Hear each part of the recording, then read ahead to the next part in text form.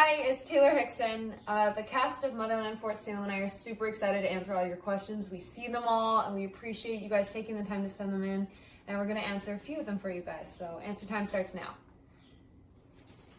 Also, excuse me, I'm painting my fireplace at the same time. Funny story, that was my first day on set. Yes, it was cold. We were in Vancouver. The water, they tried to warm it as much as they could because we had a rain tower and everything, but that was cold as well. I was in the mud. Like my first legit scene was army crawling under the barbed wire, and I went like this in the mud, and it was just all in my eyes, all in my contacts, all in my mouth, all just the mud, the mulch everywhere. And that is when I came up with the phrase, anything for the shot, baby. You gotta keep pushing, you gotta keep going. Taylor has described this, but I think and I agree with her, that they definitely put that set of sequences and scenes on the first day, so we would have that bonding moment. We were already so close and tight-knit, but definitely going through the mud together, climbing over a wall, carrying a log, training like an actual warrior and an actual person in the military makes you tight-knit and together like a unit that we are trying to portray. So, it was exhilarating, it was hard, it was fun, it was a great bonding moment for all of us.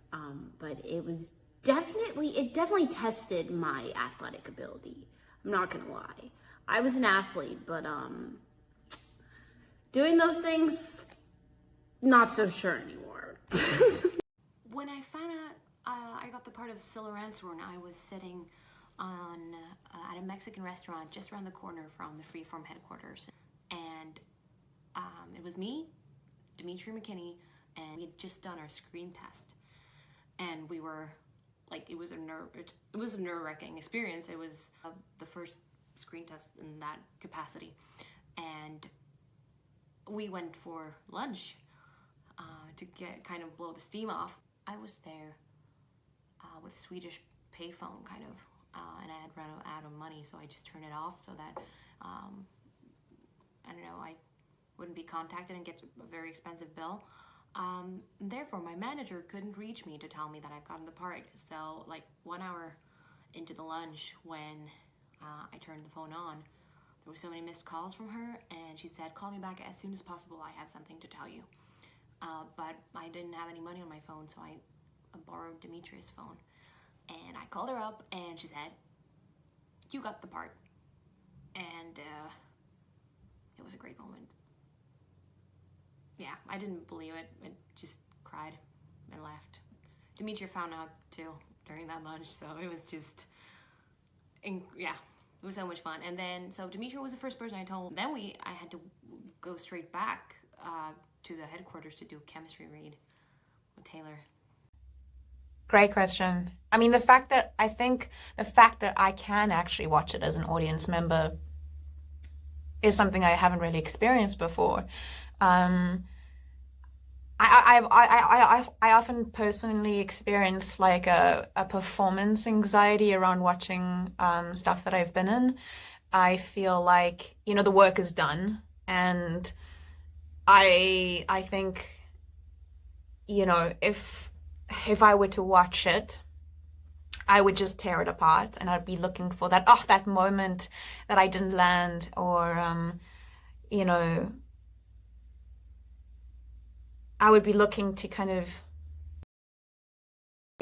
take apart my performance and not be able to experience the show. Because often I think that's what actors do experience, is this kind of inability to watch their work objectively. Because they're kind of just seeing maybe where they messed up.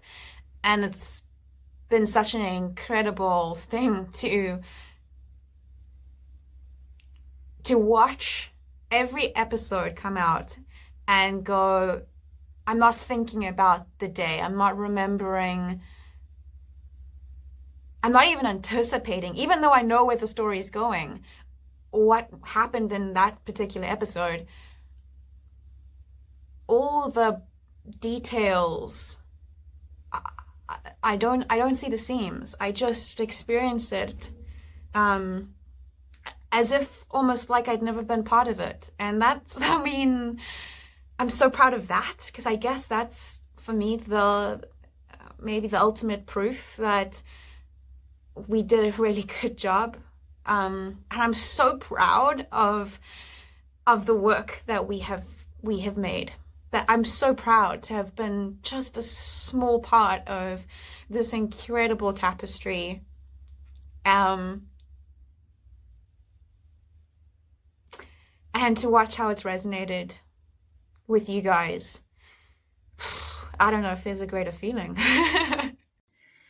How am I? What a great question. And thank you for asking, by the way. I think I'm good, considering the current situation that we're in. Look, I always tell myself, when you think you're suffering, know that other people are suffering a lot more than you are. I'm in a pretty good spot. I'm at home. I am with my parents, which has been fantastic, because normally I don't get to spend time with my parents that much. And I've been here now for 2 months. I live in London, but I have a pending move back to the States, and so I don't always get to spend more than 2 or 3 days in Belgium. So having been home for this long has both been rewarding, but I'm also going to be very honest in saying that sometimes it has really just gotten to me. Also, I'm in the countryside and I'm a city girl, so I really miss having this, bustling city around me and being able to just go out and have everything close by. On the other hand, being here in the countryside, I get to really enjoy nature and be in nature, and for me that's always been a very therapeutic way of calming my senses. So I try to meditate a lot. I go for long walks. Being close with the family, of course, gives me that special quality time with them, which has been amazing. And thanks to FaceTime, we get to speak to everyone around the world. But to be honest, I have days where I wake up and not having a sense of direction or knowing what's going to happen in the foreseeable future is quite scary. And sometimes I get overwhelmed with anxiety. So I have good and bad days, but I try to stay optimistic. And whenever I feel that I'm struggling most, and I sometimes you can meditate and go for a walk, but then other days you just don't want to get out of bed and you don't feel like doing anything. And whenever I find myself in a situation like that, I will try to not make it about me, but about the people around me and the people that I know. So I tend to reach out to people and check in with them and ask them how they are, instead of making it about me. That always helps me to just take the equation away from myself and make it about other people. So that's a good little trick to pull yourself out of a bad day, I think. Just make it about other people. I usually feel incredibly replenished after that. If I could go for a coffee with any character in Motherland for Salem, it would depend on what mood I'm in for that day, or what I need and feel like I can give in that situation. A safeguard is Tally, obviously. Just to kind of it would be a brain exercise to try to keep up with her energy. And I think we could spiral off each other in a good direction. If not Tally, then Alder. Wow, she's lived for 300 years. Of course, that would be the most interesting coffee. It depends on how much she opens up. I'd love to hear what she's learned about love and purpose, and why she wants to be immortal, and how to trust people. Maybe she doesn't know that. Maybe she isn't the wisest just because she's the oldest. Maybe wisdom comes from something else than age. Ooh, maybe it's Anacostia. It's a hard choice. Yeah, hard decision. I'm going with Tally. Tally Craven. Let's have coffee. Oh yeah, okay, so there's a bunch. We all kind of had our own designated sound. So I think mine was O, and then Tally had ah, and Abigail had ooh. Either me or Abigail had O or ooh, and I can't remember, but we did so many sessions with our awesome vocal coach, Frederick, and he taught us properly how to use our diaphragm and the whole lot, and we would do vocal warm-ups every time, and yeah, just to get a more, how would you say that, I guess, engaging sound and look. It's better if you're actually using your voice, and it just comes across more authentic. So yes, we did use our voices. Did you know what the scenes would sound like while filming, or was it all added after? I mean, we kind of had a predetermined guess, but there was no way to actually tell because things always change in post, and once you get to editing, maybe you find some other sounds that sound better or suit better, but they did take our actual voices and manipulate the sounds to make it what it was. For the most part, they kept our own voices. Oh, I love this question. What books am I reading and have read? I've had so much time now to read all the books that I've been longing to read. There's quite a long list, so just to rattle off a few. Educated by Tara Westover, amazing. Big Magic by Liz Gilbert. It's all about creative living beyond fear.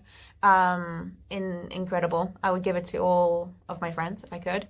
Bird by Bird by Anne Lamott, and that's also just for any creative, really about the process of creating anything. And she just writes with such honesty. I've read some South African authors recently, of which include Rebecca Davis, Self-Helpless, amazing, and so funny. Whatever by Saskia Bailey. It's a 19-year-old writing her memoir, and I don't think I've ever read anything more honest. It blew my mind. And recently just finished, like literally just finished, a book called Woman, Food, and God. And that's been something that I'm actually looking forward to reread, because it's just one of those books that are just talking about how we all have this emotional, physical, and spiritual relationship with food. But it goes so much past that, and it's well worth the read. Packs a punch. The hardest scene to shoot, I think for me, was me personally, the scene with the girls having to blow up the truck. First off, physically, it was a hot day. We're in these uniforms, and, kudos to the crew for doing what they could to keep us all cool and temperatures, regulated and everything. But it was just a really, really hot day in Vancouver. Everybody was a little bit uncomfortable just because of the heat, but everybody kept their cool, which was great.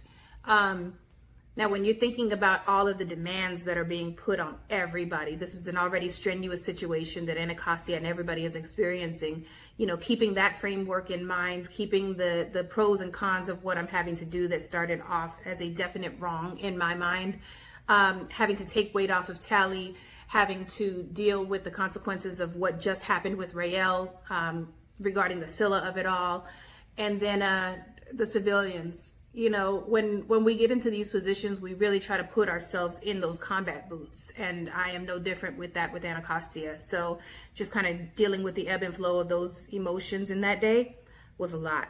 My most gratifying scene, it hasn't happened yet. I think that what happens in episode 10 is a culmination into a light switch that kind of happens with everybody. We're headed that direction already with some of the changes that have been happening with 7 for each of the characters' evolutions.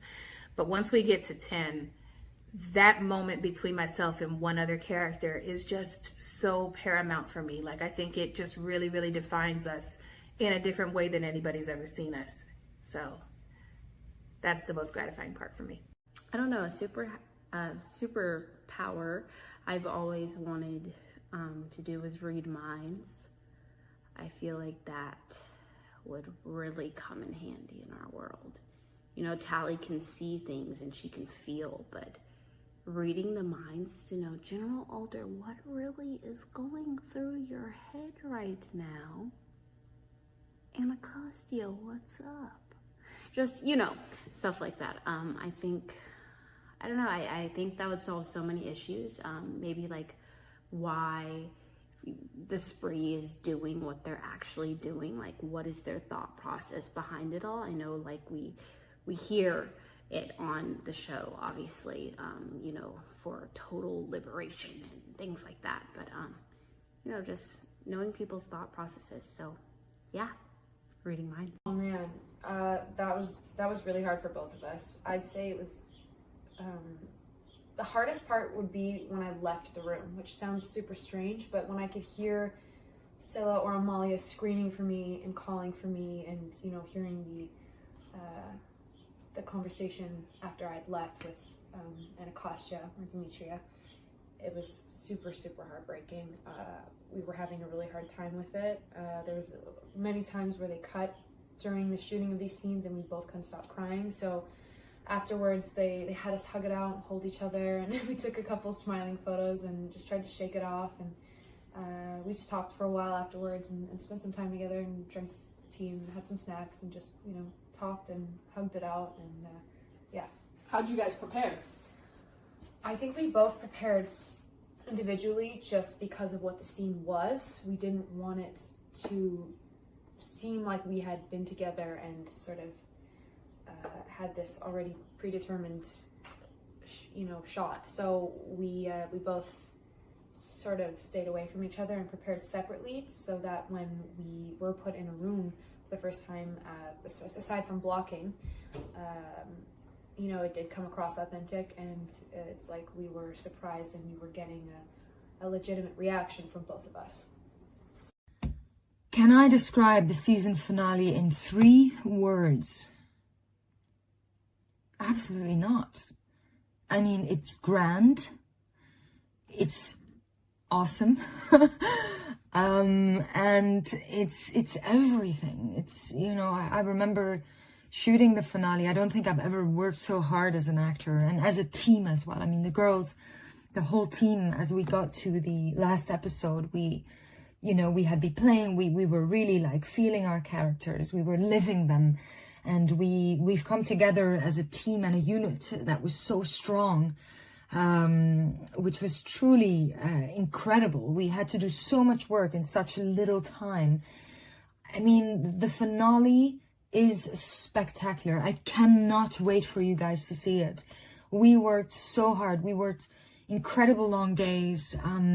I remember I was very ill at that time, but, you know, the show must go on. You can't just call in and say, oh, hey guys, I'm not going to be able to make it today because I'm not feeling well. It's, you know, it just doesn't happen. I had a doctor come to Sutton and injected me with a B12 shot, and that was that, and you just had to go on. But, you know, the passion that we had for the project, that we have for the project, was just making us move mountains, and that's what we've did. We had a very limited time, but the entire crew, I mean, we're an army of people, and to have done what we did, I mean, hands down, I thank everybody who was involved in the production, because it was very challenging, but we did it. And, you know, we were shooting on this mountain range in Canada, and there was a full moon one of the nights. I mean, you know, you stand there and you're so lucky. It was also very emotional because you're coming to the end of the show. You've been working for 6 months all together, and you know it's coming to an end, and you have no idea yet how it's going to be perceived. But I remember during, you know, making the finale and then shooting the finale, it was just so overwhelming, and it didn't matter whether I was sick or not. You just kept going, and we gave it our all. We gave it our everything. So the finale, it's badass, and it's coming at you soon, and I hope you enjoy it, because we certainly did making it. Okay, how much fun did you have? Exclamate, how much fun did we have? How much fun did we have? As a unit, as a cast, was it incredible? Yes, it was incredible. We can't swear, so that was a silent cuss. Life-changing. If Motherland would be our reality, where would I see myself? Look, when I read the script and I read Alder, I said no to other offers and productions that had come to me, which is not a given, and that was the very first time in my career, and it was one of the hardest decisions I had to make. But for me, you know, having shot the pilot and for Motherland and portraying Alder, for me it was pretty adamant that that's who I've got to be. So I think if Motherland would be our reality, I'd be General Alder. I mean, I am General Alder, right? As many of you know, my favorite scene from the entire season is a scene that I have with Taylor. It is in the finale that you all will see tonight. It's, I'm gonna get emotional thinking about it. I don't know, it's so special. It means so much to both of us. And it shows how far Abigail and Rael have come.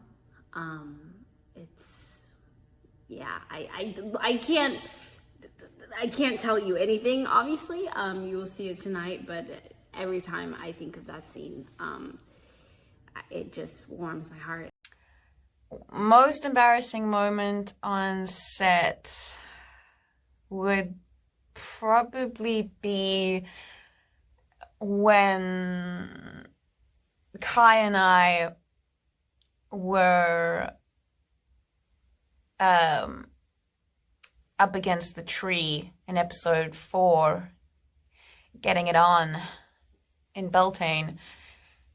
I'd never done anything like that before. Neither Kai and I had done a love scene on screen, so the nerves were another thing. And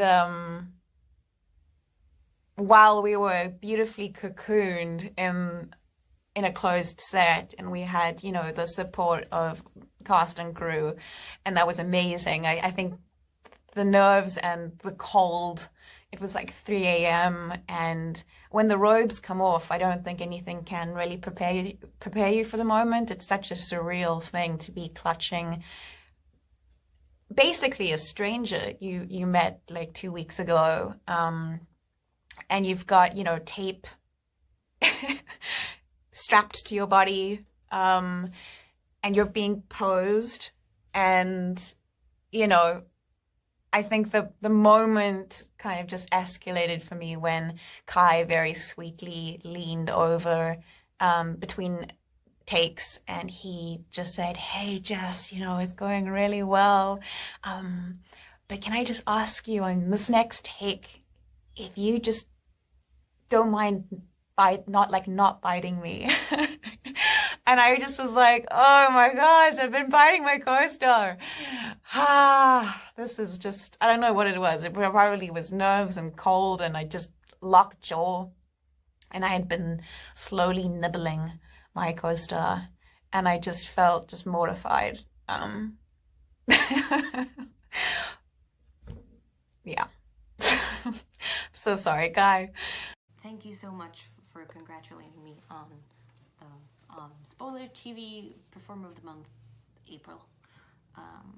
It's a big honor, and I feel very happy to get the recognition and all the support that Switch's Motherland Fort Salem fans have shown.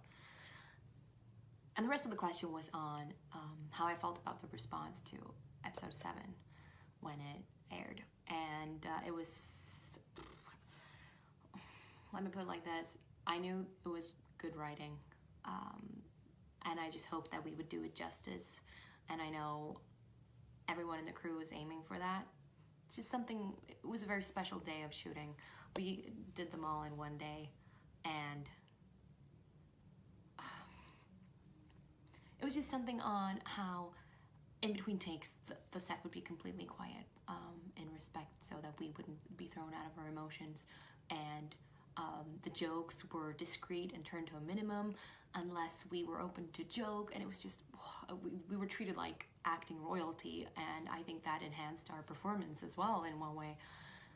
And just remembering how for episode 7, the director Shannon Coley, because I was stuck in this chair in the cell, so in between takes I would never get up or anything because that would waste time, and I wanted to stay in it. So I was basically sitting there most part of the day because I didn't want to get out of it. So she would have to, she kind of tiptoed to me to give me the notes, and trying to hide her crying because she didn't want her emotions to interrupt with our work and our process, and it was just an amazing experience. So therefore, based on that, I'm just so happy that it resonated with you at home and that it went through you, and thankful that you were open for it, that you took our performance with and the writing and just these scenes to your heart with open arms. I'm a big believer in every role that you play, you take something away from that character. I feel like, you know, when you're acting, you're like stepping into the shoes of that person that you're playing, that role, that character. But with Abigail, I feel like I related a lot to her. We're very, very similar, kind of like hand in hand through and through, except I'm not as big of a queen bee as she is at the beginning. But she definitely puts a lot of pressure on herself, and I do that as well. And she's a perfectionist. So I feel like as Abigail was learning things about herself and allowing herself to open up and be vulnerable and things like that throughout the season, while we were filming those things and I was reading those things in the scripts, as I was portraying them and acting them out on set, I, as Ashley, was learning things about myself, because we were so similar. I could see myself in her, and vice versa. So I'm very, very thankful for this character because I learned a lot about myself as Abigail did. So that was really cool. When it comes to Alder's hobbies or activities that she would have, I kind of, thought that Alder, she made a comment where she thinks that the one thing that the humans got right were making whiskey. She loves whiskey. And it wouldn't surprise me if Alder would have a little basement on the base, a hidden little private basement where she has her own little brewery and maybe has been making whiskey for hundreds and hundreds of years and distilling them and tasting them, and just a little challenge for herself to even create a whiskey that is even better than the humans would make, because I think she's very proud of the distinction that she's not human but also a witch. So that whiskey. And then another activity, I think she's a great lover of music, and it would be classical music, because I think if we go back, classical music has been around since, forever. I would actually have to look it up when the first classical piece, it's a good thing to look up, by the way, was written or composed. But I do believe that she would be listening to a lot of classical music, maybe, while taking a bath after a long day at the office, or after a day when a city drop has gone wrong or feels that everyone is against her. That would probably soothe her, listening to classical music. So that would definitely be one of her activities. And then playing board games with her biddies. Board games. I'm sure she's a fanatic into playing board games. So those are, I think, would be the hobbies and activities that Alder would like. What am I going to school for? So I recently just graduated. I graduated from the Baylor University, City and Bears, and I am a film and digital media major.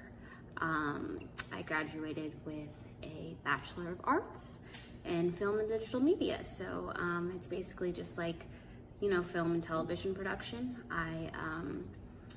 Being in front of the camera, acting, I also developed a love for being behind the camera and writing and directing. And, you know, I've shot a couple of short films, I've written them, I've edited them. Yeah, I don't know, I just love that. I love that kind of stuff. So I guess ultimately my goal would be writing and directing my own movies and producing them. And of course, maybe, you know, casting myself in them. But yeah, that's my major. So I did it. It was a struggle, you know, going, you know, from filming to back into, you know, college life and doing classwork and going to class and stuff like that.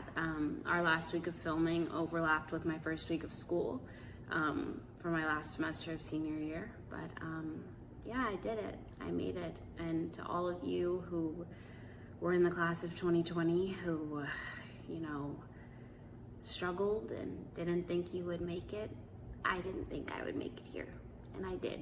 So all of you who have big dreams, big aspirations, big goals, and also want to pursue an education, I think you should, because you can do anything you set your mind to. So, mwah. Next question. Hello from France. Hello from France. I knew you were inspired by the book The Witches by Erica Young. Can you tell us more? How did the book help you for the series? Thank you in advance for your answers. Stay safe and take care of yourself. Lots of love, Flavie. Mwah. You mean this book? So it's actually just called Witches by Erica Young, and it is a beautiful compilation of poetry and illustration and a historical, mystical exploration in the origin of the witch in history and as a symbol. And I think it can be perfectly summed up in this one line, which says that the witch is a mythical embodiment of the male fear of woman and the female distrust of self. And I think that's just been a conversation that we've had as a humanity throughout history, you know, this conversation of fear and desire and waking into our own power. And this book came as a gift from my mum. She bought it at a secondhand bookshop, and on my 25th birthday, I was having, I don't know, I was just having a moment. I was really feeling myself waking into as a woman, and just, yeah, feeling the grief of moving out of your childhood and into a new phase of your life. And that's kind of where I was right about the time that I was taping for Motherland. And I remember having a very weird conversation with Elliot when we first met. And he asked me what books I had been reading that year and what I thought about witches and what I knew about witchcraft and what I thought about his world. And I said, you know, it's funny because I've just been reading this book. And he could not believe it, because it turned out that his mom bought him the same book when he was a little boy, and it had been one of the main influences for what drove him to write Motherland. So talk about real magic. Crazy. So, yeah, needless to say, this was something that I had with me in my trailer as just a touchstone and a source for inspiration as we were shooting. Thank you for your question. Oh, there's so many.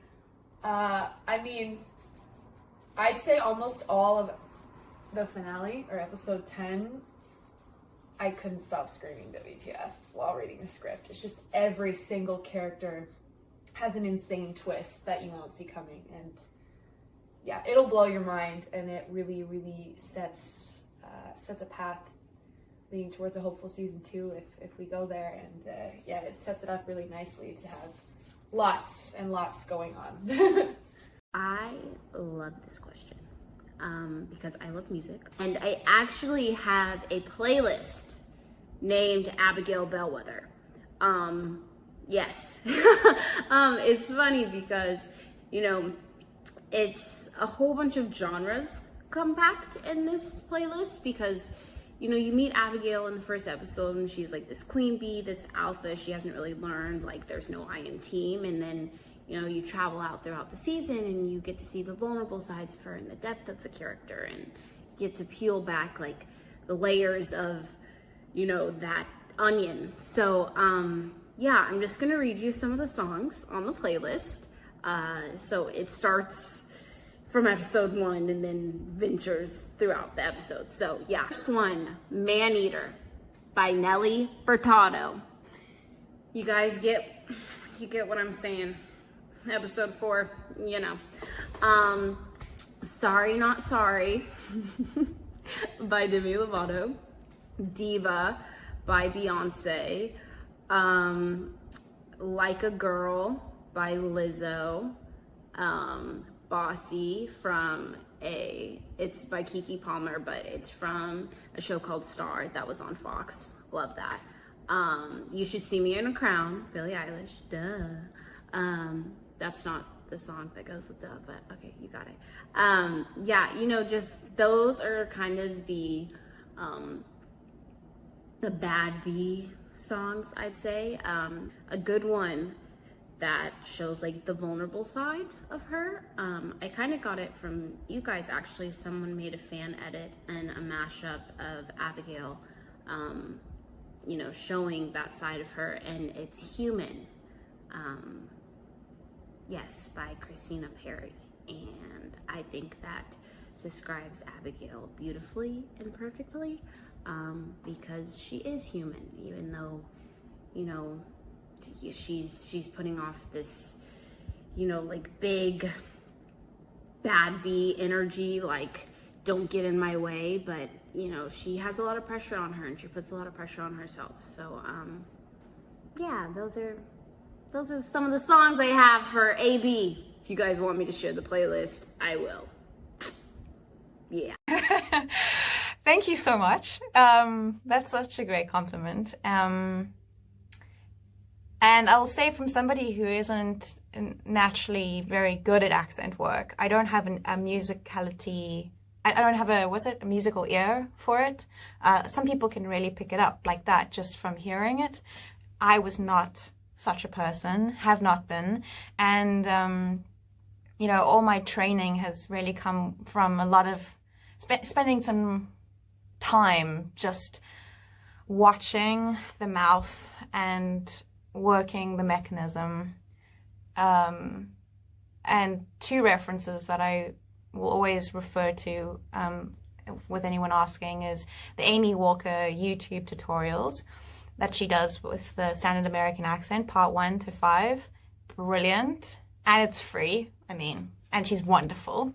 And then an accent app that I've come across called the Accent Kit. Brilliant. Because you really want to spend time listening to natural free speech so that you can hear where they're putting the inflection on, if your vowels sound different, if your consonants sound different. And there's always a musicality to a accent that you will start picking up, even if you don't have an ear for accents like myself. You will over time start to hear it. So just give it time and keep doing the work, keep grinding. And when you do have the money, I always try and work with an accent coach.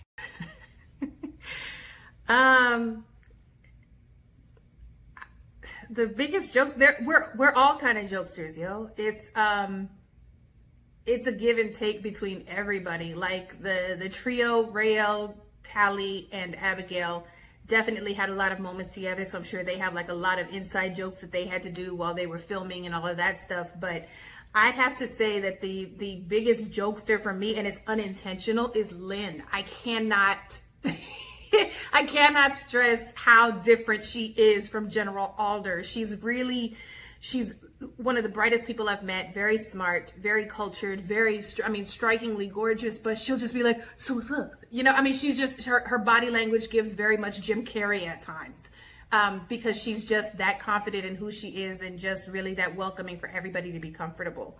So while she's not necessarily a jokester on purpose, the person that made me laugh most of the time was Lyne Renee. Love you, Lynn. Definitely something with wings or a tail. I would like to either breathe underwater, I think, or fly. So maybe a fairy or a mermaid, which is probably the same as when I was 5 years old. Okay. Thoughts on Tally and Abigail as a duo? Well, I love Tally. I love Abigail. I love their friendship and bond they've created. But just wouldn't be the same without Rael. That's why we've created a trio. That's why we have our unit, people! No, I'm kidding. But no, for real, no, the bond between the three girls and all the dynamics that they come from,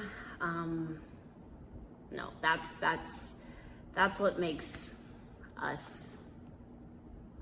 That's what makes Motherland. So duos, single-os, that sounded crazy, but none of that. The trio is where it's at. It's where it's meant to be.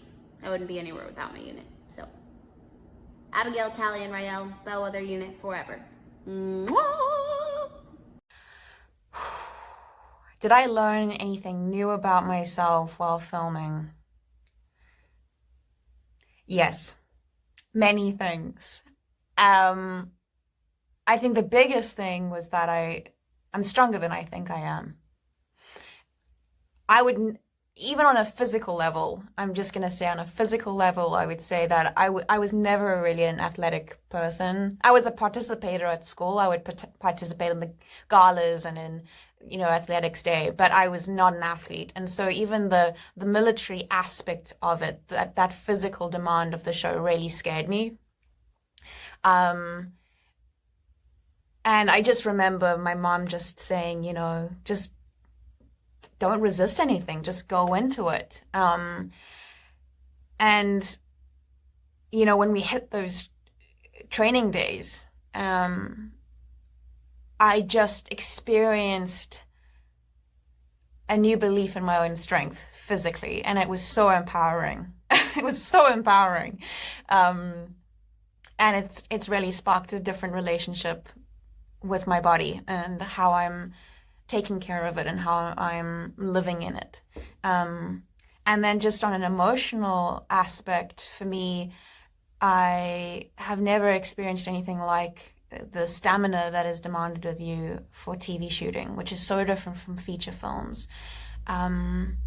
You're shooting sometimes 4 to 6 scenes a day.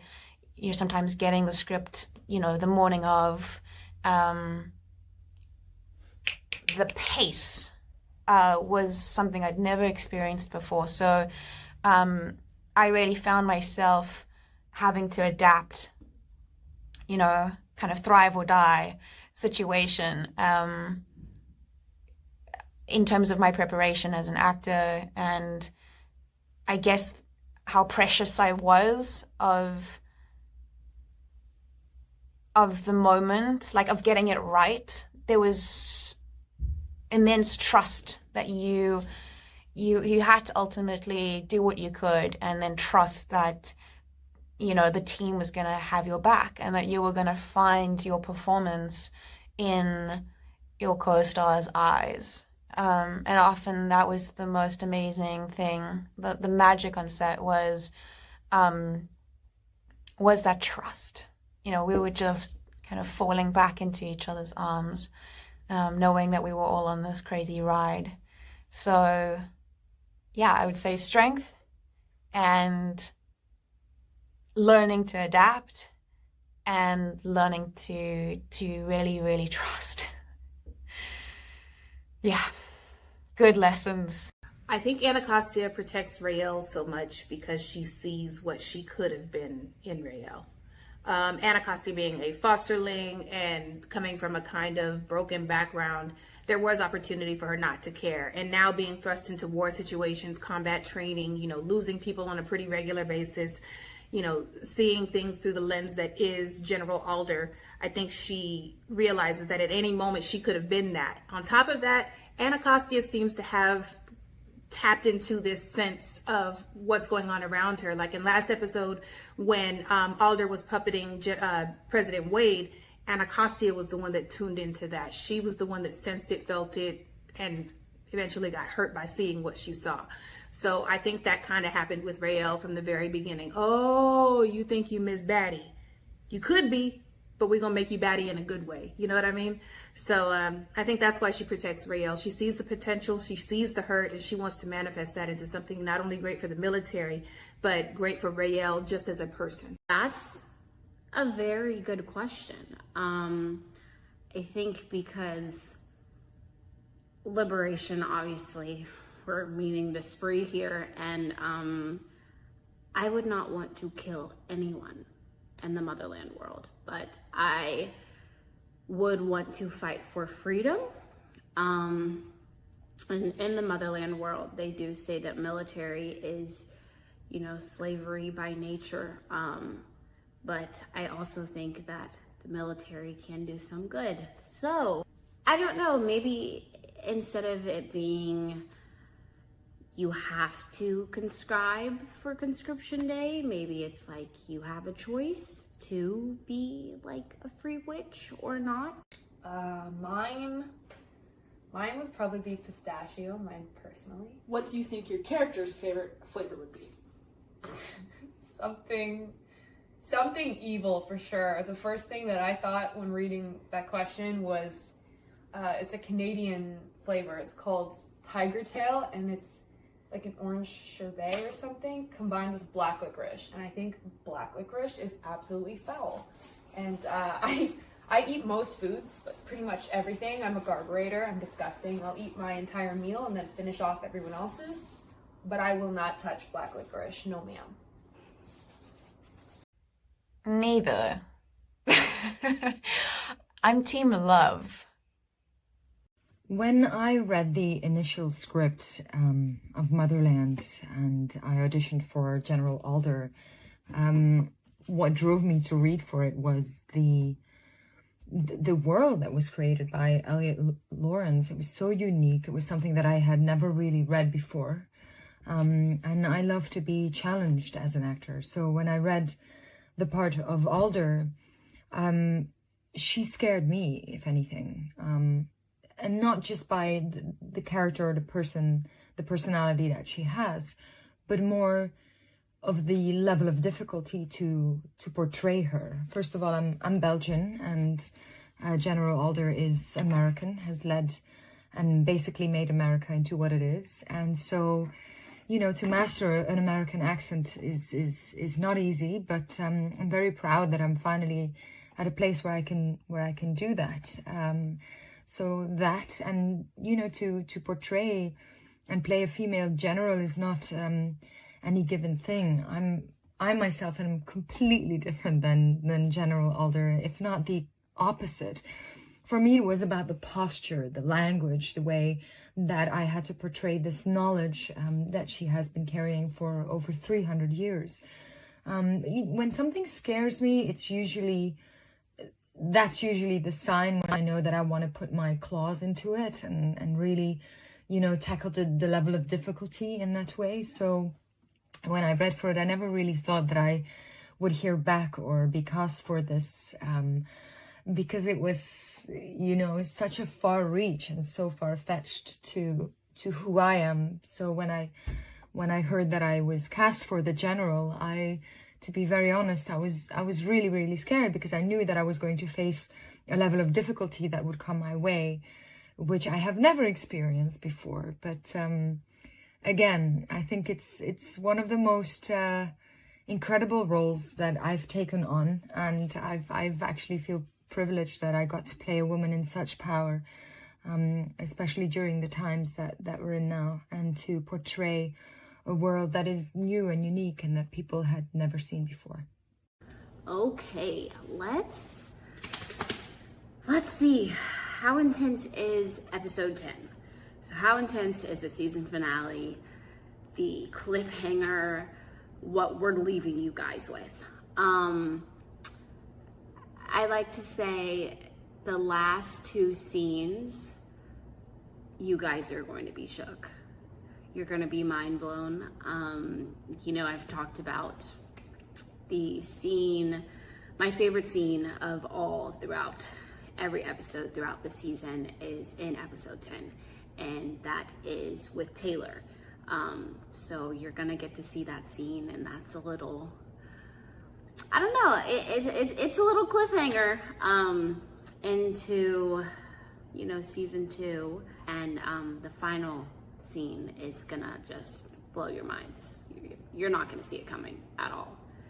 So yeah, that's episode 10 in a nutshell. But you know, everything else that happens, it's a lot of fighting, it's a lot of action, you know, coming back to like episode 1, where we had all that fighting and training, and you're gonna see that put to good use. A lot of twists, a lot of turns, a lot of things you're not expecting. So buckle up, strap in, get ready, get excited.